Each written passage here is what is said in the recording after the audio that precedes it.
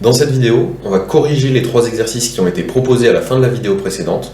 En gros, on va calculer des intégrales ou des primitives en faisant des intégrations par partie dès qu'on a des produits. Pour le premier exercice, on a 2 intégrales à calculer et à chaque fois on a un produit. Dans le produit, on a un terme qui fait intervenir juste du x où il y aurait pu avoir du x carré et du x cube, et l'autre côté c'est une exponentielle. Dans la deuxième, ça sera pareil avec du x et du cosinus. Donc le 5x plus 1, on va le dériver, le exponentiel, on va l'intégrer, et normalement tout devrait bien se passer. Donc u, ça va être notre 5x plus 1, v', ça va être notre exponentiel, u', ça va être 5, et v, ça va être encore l'exponentiel. Donc notre quantité, elle va nous donner u fois v, c'est-à-dire 5x plus 1 fois e de x, entre 0 et 4, moins l'intégrale du coup de u'v, c'est-à-dire de 5e de x, entre 0 et 4. Et donc ça fait, cette quantité, si on l'évalue en 4, ça va faire 5 fois 4 plus 1, donc 21 fois e de 4, moins 5 fois 0 plus 1, donc 1 e de 0, moins l'intégrale entre 0 et 4 de 5e de x, et en fait ça va juste donner 5e de x entre 0 et 4. Et du coup, ça nous fait 21e de 4, moins 1e de 0, donc moins 1, moins 5e de 4, plus 5e de 0. Donc les e de 4, on en a 21, moins 5, il en reste 16. Et le moins 1 plus 5e de 0, donc moins 1 plus 5, ça va faire plus 4. Pour la deuxième, ça va être le même principe. On a x fois cosinus x. X, on va le dériver. Cosinus x, on va le primitiver. Sinus, si on dérive, ça fait cos, c'est bon, il n'y a pas de signe moins à mettre ici. Du coup, on va obtenir la primitive entre 0 et pi, donc de x fois sinus x, moins l'intégrale, encore entre 0 et pi, de 1 fois sinus x. Et là, je vais essayer d'écrire un tout petit peu différemment la fin du calcul.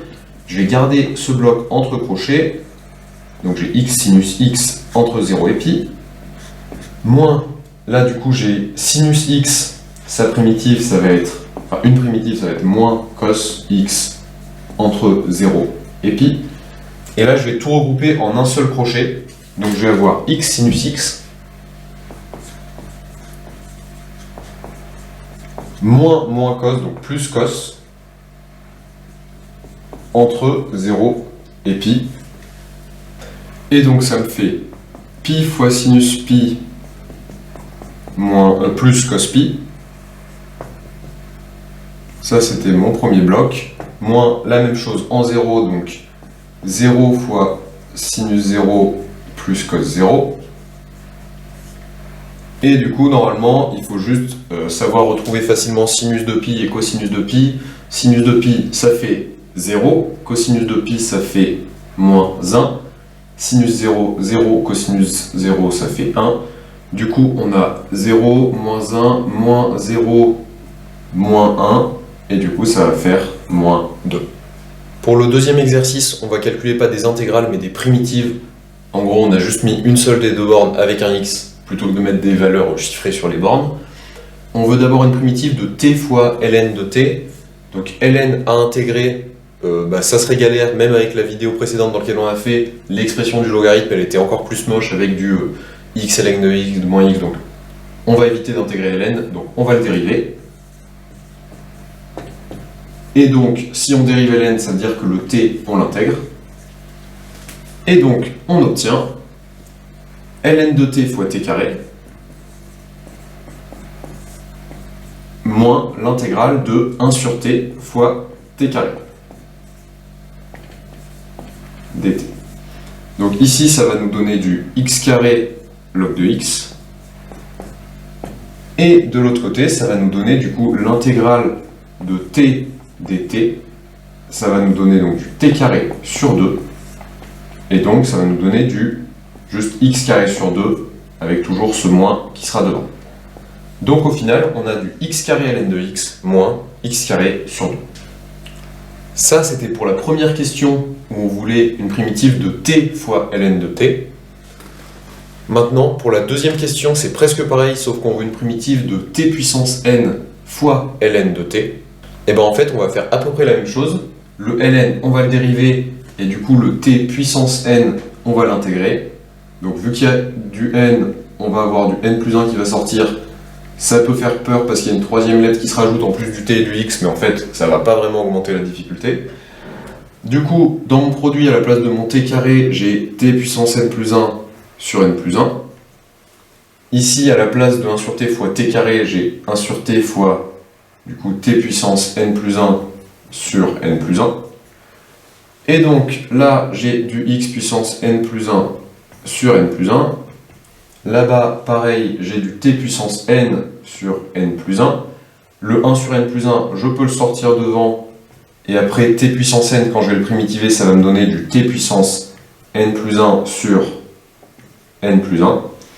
Et du coup, normalement, à la toute fin, je vais avoir du x puissance n plus 1 sur n plus 1 fois ln de x, moins, j'ai du 1 sur n plus 1 fois 1 sur n plus 1, donc j'ai du 1 sur n plus 1 au carré, fois en haut du x puissance n plus 1.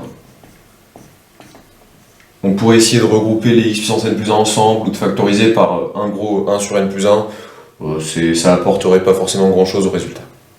Dans le troisième exercice, on va essayer de calculer une intégrale où les deux termes du produit, c'est de l'exponentielle et du sinus. Et donc, on va vouloir essayer de faire une intégration par partie, mais en fait, le principe, ça va être qu'en faisant une intégration par partie, ça sera toujours une expression compliquée, mais si on fait une deuxième intégration par partie, on va retomber presque sur la même chose, et en fait, on va s'en sortir. Donc, on va juste suivre les trois questions une par une. La première, on nous dit de faire une intégration par partie où on va dériver exponentielle et intégrer sinus. Donc exponentielle, quand on le dérive, ça reste lui-même. Sinus, quand on l'intègre, ça donne du cosinus et même ça donne du moins cosinus, parce que cos, quand on le dérive, il y a un moins qui sort. Du coup, ça nous fait, on évalue exponentielle fois moins cosinus entre 0 et pi sur 2, moins l'intégrale de moins exponentielle fois cosinus entre 0 et pi sur 2, toujours. Et du coup, déjà ce deuxième terme, c'est ce qu'on cherche dans la question, juste moins par moins plus. Et là, c'est ce que la question nous demande. Du coup, pour l'instant, on ne va pas aller plus loin sur ce deuxième terme. Et de ce côté, on a juste à évaluer moins exponentielle x cos x en pi sur 2 et en 0. Donc ça fait moins e de pi sur 2 cos pi sur 2 plus, parce que moins et avec ce moins là, plus e de 0 cos 0. Et maintenant, ici il y a du cosinus pi sur 2, cosinus de pi sur 2 ça fait 0, donc 0 fois quelque chose, 0, ce bloc il disparaît, plus e de 0 fois cos 0, e0, 1 et cos 0, et 1 aussi, donc 0 plus 1 plus justement notre autre intégrale,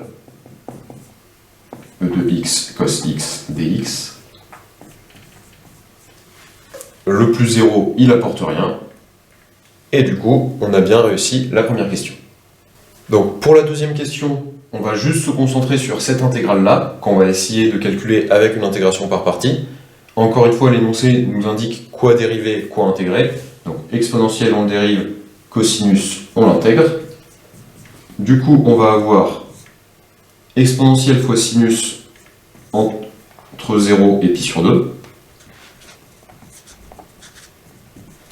moins exponentielle, enfin l'intégrale de exponentielle fois sinus entre 0 et pi sur 2. Et en fait, tout ce deuxième terme, c'est exactement le i qu'il y avait dans l'énoncé. Donc là-bas, on a un moins i, et on a juste à calculer cette expression. Donc on a e de pi sur 2 fois sinus pi sur 2, moins e de 0 fois sinus 0.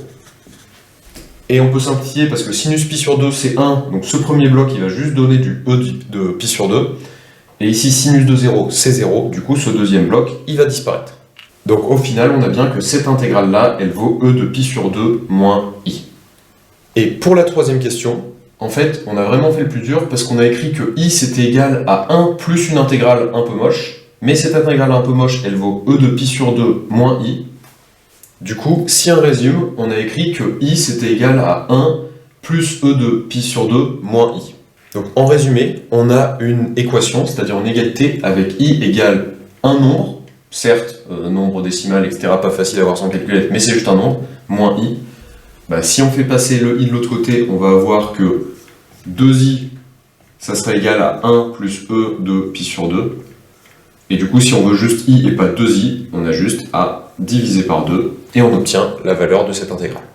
Comme à chaque fois, si on veut une valeur approchée, vu qu'il y a des exponentielles et il y a des pi, il faut le faire à la calculatrice, et là on trouve du environ 2,9. Et dans cet exercice, j'avais indiqué qu'est-ce qu'on allait dériver, qu'est-ce qu'on allait intégrer à chaque fois.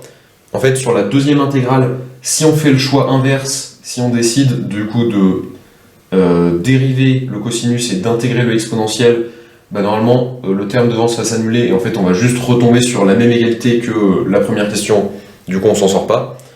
Et par contre, si dès la première on avait choisi de dériver sinus d'intégrer exponentiel et qu'on fait le même choix à la deuxième, on va pas avoir les mêmes étapes intermédiaires, mais à la fin on retombe aussi sur nos pattes. Normalement, si jamais vous essayez de le faire, à la première question, au lieu d'avoir 1 plus l'intégrale avec du cosinus, on aurait e de pi sur 2 moins l'intégrale avec cosinus, et à la deuxième question, moins l'intégrale avec cosinus, ça va devenir du 1 plus quelque chose, et du coup on retrouverait, pas tout à fait dans ce sens-là, mais plutôt e de pi sur 2 plus 1 moins i, ce qui change du coup rien au résultat.